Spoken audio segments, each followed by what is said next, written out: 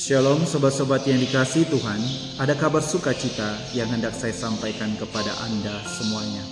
Sobat-sobat yang dikasihi Tuhan, hari ini gereja secara universal merayakan peringatan wajib Santo Bernardus Abbas dan Pujangga Gereja. Santo Bernardus adalah seorang pewarta, dia juga seorang pembawa perdamaian, kedamaian, dan juga dia adalah penegak kebenaran iman dalam gereja. Dan dia juga adalah seorang bapa gereja yang terakhir.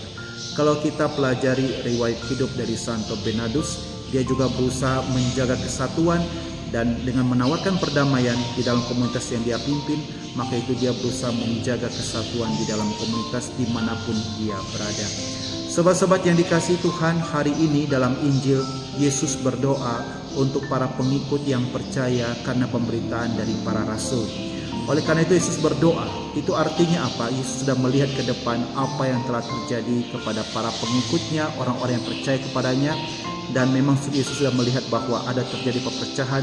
Maka itu Tuhan Yesus sudah berdoa, semoga mereka bersatu sama seperti Bapa dan Putra juga bersatu. Sobat-sobat yang dikasihi Tuhan, kalau kita lihat dalam perkembangan sejarah Gereja Katolik mengalami perpecahan yang besar-besaran dimulai pada tahun 1517, dimulai oleh seorang yang bernama Martin Luther. Yang waktu itu dia memberikan protes kepada Gereja Katolik, dan pada saat itu terus mulai muncul perpecahan terus menerus, dari Lutheran muncul Zwingli, Calvinis, dan seterusnya.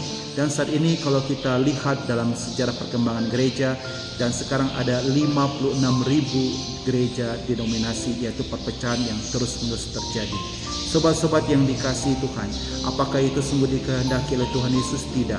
Tuhan Yesus sungguh menghendaki bahwa semua para pengikutnya yang percaya pada Dia selalu bersatu sama seperti Bapa dan Putra tetaplah bersatu.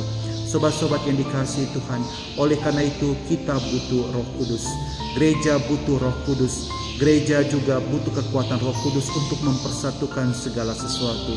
Keluarga kita juga butuh Roh Kudus supaya keluarga kita bersatu.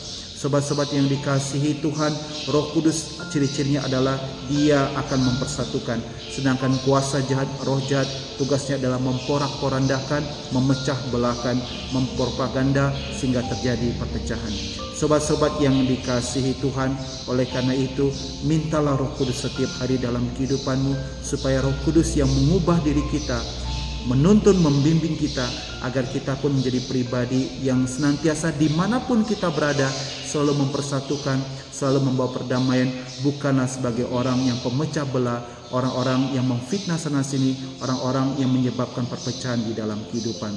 Sobat-sobat yang dikasihi Tuhan, engkau yang dipanggil sebagai bapak ibu rumah tangga, engkau juga mintalah Roh Kudus supaya apa? Roh Kudus itu yang mempersatukan keluarga.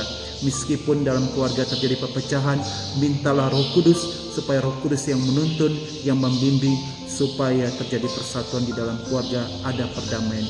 Kalau keluarga, diri kita tidak minta Roh Kudus, kita membuka celah yang sangat besar kepada kuasa jahat untuk memporak-porandakan, bahkan mencerai-beraikan keluarga kita.